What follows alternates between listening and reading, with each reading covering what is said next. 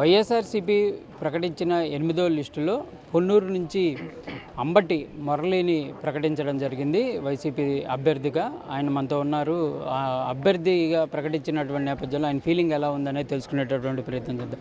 Sir, అనేక మంది అసంతృప్తులు, అనేక మంది పోటీ పడ్డటువంటి పరిస్థితుల్లో ఇప్పుడు వైసీపీలో మీకు అభ్యర్థిగా రావడం ఏ విధంగా ఫీల్ అవుతుంది?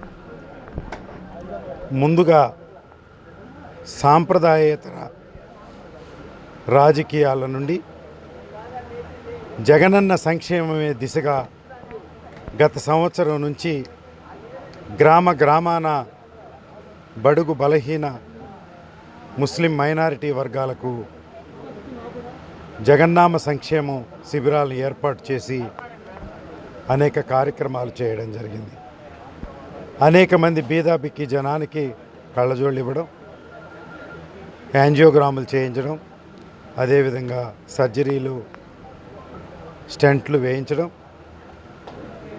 దివ్యాంగులకు త్రిచక్ర వాహనాలు ఇవ్వడం, అలాగే కాలు లేని వ్యక్తులకు జైపూర్ కాలు ఇవ్వడం, ఇలా అనేక కార్యక్రమాలు నిర్వహించడం వల్ల జగన్మోహన్ రెడ్డి గారు నెలకొల్పుతున్నటువంటి సంక్షేమ ఆంధ్రప్రదేశ్లో, సంక్షేమ రాజ్యంలో వారి సంక్షేమ రాజ్యానికి, వారి సంక్షేమ భావజాలానికి వారసులుగా నన్ను గుర్తించి పొన్నూరు నియోజకవర్గంలో వైఎస్ఆర్ కాంగ్రెస్ అభ్యర్థిగా వారి నిర్ణయం తీసుకున్నారు.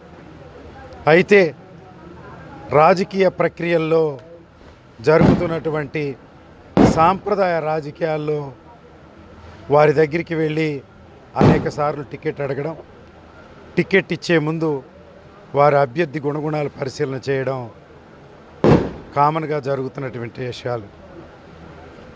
వారితో నాకు ఉన్నటువంటి సుదీర్ఘ పరిచయం రీత్యా నేను వారిని మౌఖికంగా కలిసి ఏనాడు టికెట్ ఇమ్మని వారిని అడగలేదు.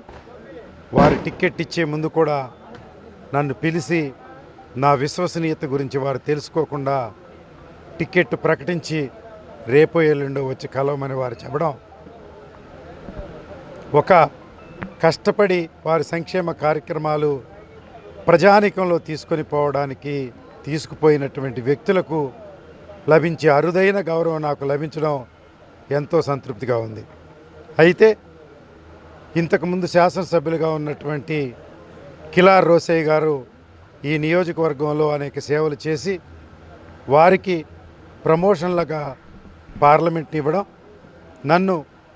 నేను రాజకీయాల్లో, ప్రత్యక్ష రాజకీయాల్లో కొత్త అయినప్పటికీ సుదీర్ఘమైన 30 సంవత్సరాల రాజకీయ అనుభవం నాకు కుటుంబం నుంచి ఉన్నాను కనుక, నాకు అనుభవం ఉంది కనుక ఈ నియోజకవర్గాన్ని వారితో కలిసి తీర్చిదిద్దే కార్యక్రమాన్ని నా భుజస్కంధాల మీద పెట్టారు కనుక కార్యకర్తలే దేవుళ్ళుగా, కార్యకర్తల గౌరవాన్ని, ఆత్మగౌరవాన్ని ఇనుపడింపు చేసే విధంగా, వారికి ఆత్మగౌరవాన్ని పెంచే విధంగా ఈ సంక్షేమ రాజ్యంలో బీదాబిక్కి జనాన్ని ఉద్ధరించడమే నా ధ్యేయంగా పట్టుకొని ఈ కార్యక్రమాలు ముందుకు తీసుకుపోయి వైఎస్ఆర్ కాంగ్రెస్ పార్టీ కార్యకర్తల్ని ఐక్యంగా ముందుకు తీసుకుపోతూ అనేక మంది జనసేన కార్యకర్తలు నేను చేసిన కార్యక్రమాలకు వారు మెప్పుగా నాకు సహకరించేదానికి సిద్ధంగా ఉన్నారు కనుక వారిని కూడా కలివిడిగా కలుపుకొని ఈ నియోజకవర్గంలో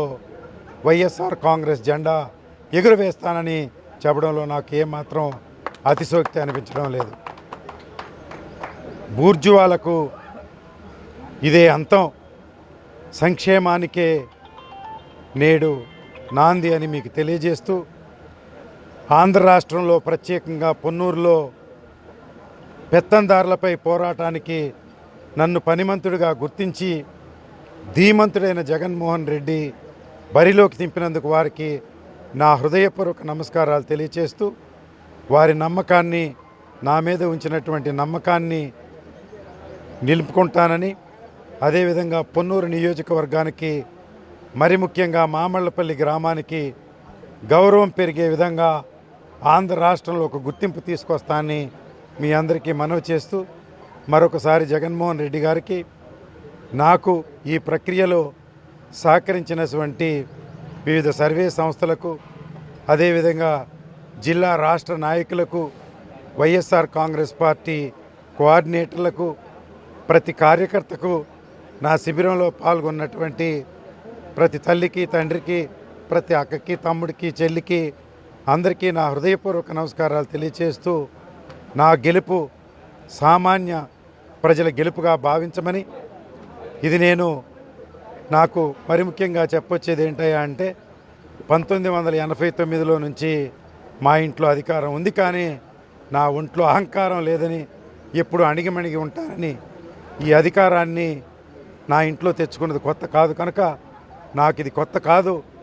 నా ప్రవర్తనలో మీరు ముందు ఇంకా నమ్రతను చూస్తారని, అందరినీ కలుపుకోవడంలో ఆంధ్ర రాష్ట్రానికి ఆదర్శంగా ఉంటానని మీ అందరికీ హామీ ఇస్తూ సెలవు తీసుకుంటాను. మీ అంబటి మురళీకృష్ణ. ఒకవైపు టీడీపీ నుంచి సీనియర్ నేత ఉండటం జరిగింది, ఎట్లా ఎదుర్కోగలరు అనుకుంటున్నారు? 25 సంవత్సరాలు ఇక్కడ శాసనసభ్యుడిగా ఉన్నటువంటి వ్యక్తి, చాలా బలమైన వ్యక్తి అని మరి ఇక్కడ చిత్రీకరించడం జరుగుతుంది. నేను ఒక విషయాన్ని చెప్పాలనుకునేది ఏంటంటే, సాంప్రదాయ రాజకీయాలకు చెల్లు చీటీ పడిపోయింది. జగన్మోహన్ రెడ్డి గారి పరిపాలనలో సంక్షేమాన్ని ఎవరు ఆదరిస్తారో వారిదే విజయం. ఇది సంక్షేమ రాజ్యం. గత 14 నెలల కాలంలో పొన్నూరు నియోజకవర్గంలో నేను సామాన్యుడిని హత్తుకుని, నా భుజాలను ఎత్తుకొని, వారి జీవితాల్లో మమేకమై వ్యక్తిగతంగా కోట్ల రూపాయలు ఖర్చు పెట్టి నేను వారిని ఉద్ధరించినటువంటి విషయము నా సీనియారిటీ ముందు ఏ బూర్జువా తత్వం నిలబడదని, సామాన్యుని గెలిపించుకోవడంలో నేను బాహుబలినని చెప్పడానికి ఏమాత్రం అతిశయోక్తి లేదు. వారి అనుభవాల్లో వారు వ్యక్తిగత లబ్ధి పొంది హోదాలు పెంచుకున్నారే కానీ సామాన్య ప్రజానీకాన్ని వారు ఆదరించినటువంటి సంఘటనలు ఏమీ లేవు.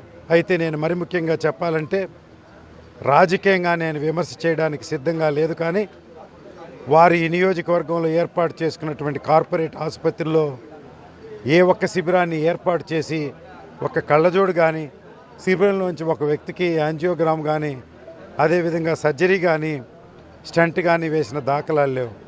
అనేక వేల మంది ప్రజానీకం ఇక్కడ ఆరోగ్య సమస్యలతో బాధపడుతుంటే 25 సంవత్సరాలు రాజకీయంగా లబ్ధి పొందినటువంటి వ్యక్తి కనీసం చిల్లర డబ్బులు ఖర్చు పెట్టే స్థితిలో లేడు అంటే ఆ బూర్జువా తత్వం ముగిసింది.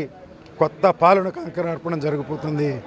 ఖచ్చితంగా ఈ బూర్జువాల్ని నా కార్యకర్తలు మొదటి రౌండ్లోనే ఓడిస్తారనే ఆత్మవిశ్వాసంతో నేను పనిచేస్తూ ఉన్నాను. 14 నెలల నుంచి అదే విశ్వాసంతో నేనున్నాను. ఈ 2 నెలల తర్వాత విజయ పరంపర కొనసాగించి మరొకసారి మీ ముందు ఈ విషయాన్ని నిరూపిస్తానని మీకు మనవి చేసుకుంటూ ఉన్నాను. సార్, మీరు అన్నట్టు సాంప్రదాయ రాజకీయాలకి మార్పుగా బీసీలకు కానీ కాపులకు కానీ ఎక్కువ ప్రాధాన్యత ఇస్తూ ఈసారి సీట్లు ఇవ్వడం జరిగింది వైసీపీలో. కాకపోతే మరోవైపు జనసేన పార్టీ అసలు కాపులు అనే వ్యక్తులు వైసీపీతో లేరు అనే విధంగా అంటున్నారు. ఏ విధంగా చూడొచ్చు? ఇటీవల మాజీ శాసనసభ్యులు కాపులపై చేసిన కొన్ని వ్యాఖ్యలు నేను మీడియాలో చూడడం జరిగింది. అవి నేను కొంతమంది వ్యక్తులను అడిగితే వారు అన్నారని.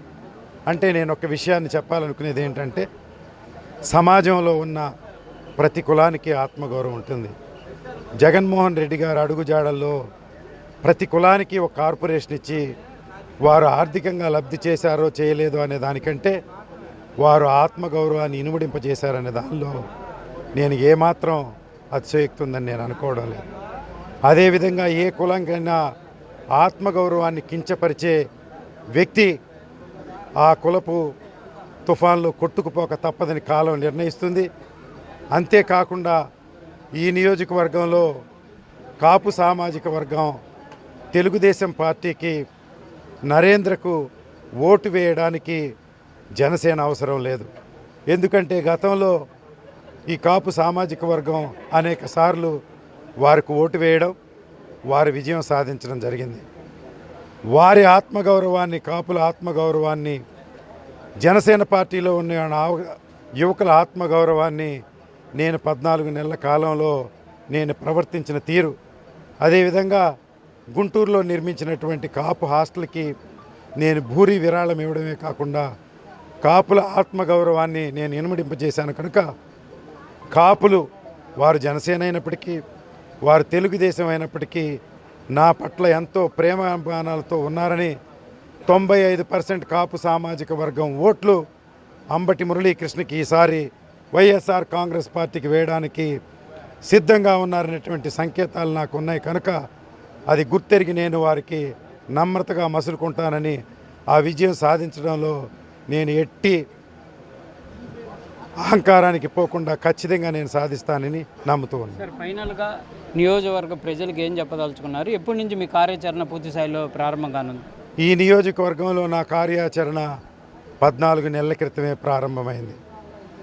ఇంటీరియంగా ఇప్పుడు జగన్మోహన్ రెడ్డి గారు నన్ను పార్టీ కోఆర్డినేటర్గా అభ్యర్థిగా నియమించడం తప్ప నేను ఎప్పుడో కార్యక్రమాలు బిగిచేశాను. గ్రామాన వారి ఫోటో పెట్టుకొని వైఎస్ఆర్ కాంగ్రెస్ పార్టీ కార్యకర్తల్ని, అదేవిధంగా జనసేన పార్టీ కార్యకర్తలు, కొన్ని ప్రాంతాల్లో తెలుగుదేశం కార్యకర్తలు కూడా ఈ శిబిరాల్లో పాల్గొని వారి మద్దతు తెలియచేశారు. వారి అందరినీ కూడా పార్టీలకు అతీతంగా నేను చేసే కార్యక్రమాల పట్ల ఆకర్షితుని చేసి ఈసారి వైఎస్ఆర్ కాంగ్రెస్ పార్టీ తరఫున మలిచి మురళీకృష్ణ గెలుపు, వైఎస్ఆర్ కాంగ్రెస్ పార్టీ గెలుపుని క్రోడీకరించుకొని జగన్మోహన్ రెడ్డి గారు వైఎస్ఆర్ కాంగ్రెస్ పార్టీ గెలుపుని నియోజకవర్గంలో తీసుకురావడంలో ఏమాత్రం అపనమ్మకం లేదని మీ అందరికీ తెలియజేస్తూ ఉంది. ఇది అంబటి మురళి చెప్తున్నటువంటి పరిస్థితి ఉంది. సాంప్రదాయ రాజకీయాలకి స్వస్తి పలికి జగన్మోహన్ రెడ్డి ఆశయాల్ని ప్రజల్లోకి తీసుకెళ్తాననే విధంగా కూడా చెప్తున్నటువంటి పరిస్థితి ఉంది. కెమెరామ్యాన్ సిద్ధుతో సాయి శంకర్, పొన్నూరు నియోజకవర్గం నుంచి.